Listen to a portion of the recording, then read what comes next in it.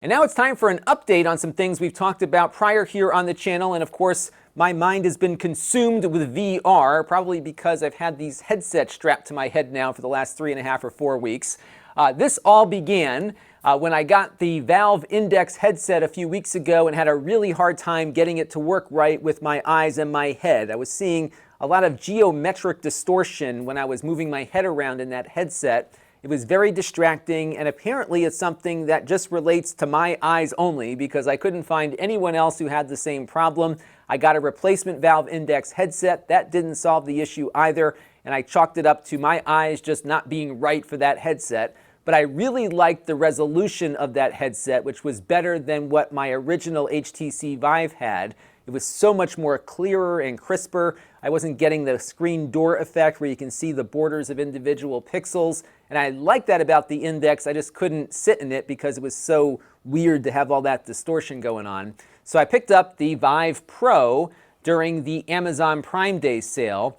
It was $200 off its inflated price, so I ended up paying $599 for it. Normally it's $799 just for the headset. This is a lot of money, folks. I'm aware of that.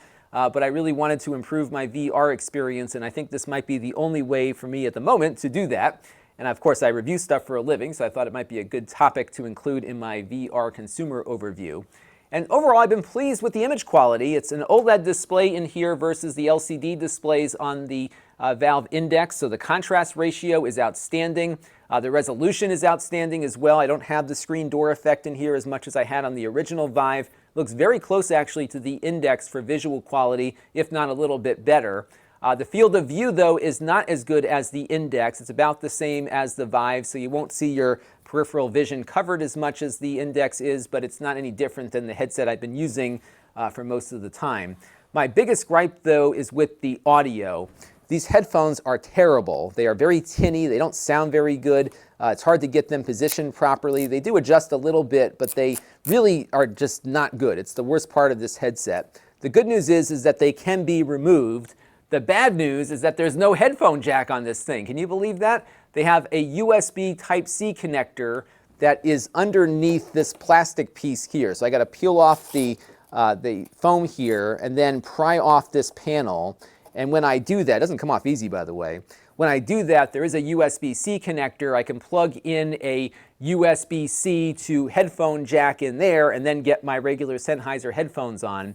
Although I am concerned with the big plastic ring around here if I'm going to be able to actually get them over my head. So we're going to have to keep playing with this thing to figure it out. But this was crazy to have such an expensive headset and not have a headphone jack on it. Who do they think they are, Apple or something? I don't know. But there's a lot not to like about this, but the image quality, which is what I was after, is enough for me to be somewhat okay with it. It runs at 90 frames per second, which is fine for what my PC can do, and overall it's an improvement over the Vive, the original Vive, but it's not a generational change and certainly not worth the price tag they're asking for it right now, which is $799 for just the headset, not including the sensors and all the controllers and everything else. So we're going to keep playing with it, and once I have a final judgment, I will update you all probably in a standalone video. This channel is brought to you by the Lon.TV supporters, including gold-level supporters, the 4 Guys with Quarters podcast, emudev.org, Tom Albrecht, Brian Parker, and Kalyan Kumar. If you want to help the channel, you can by contributing as little as $1 a month.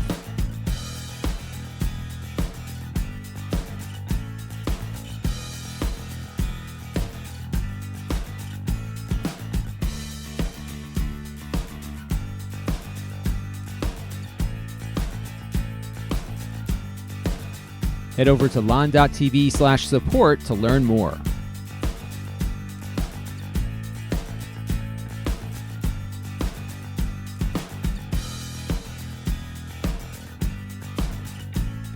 And don't forget to subscribe. Visit lon.tv/s.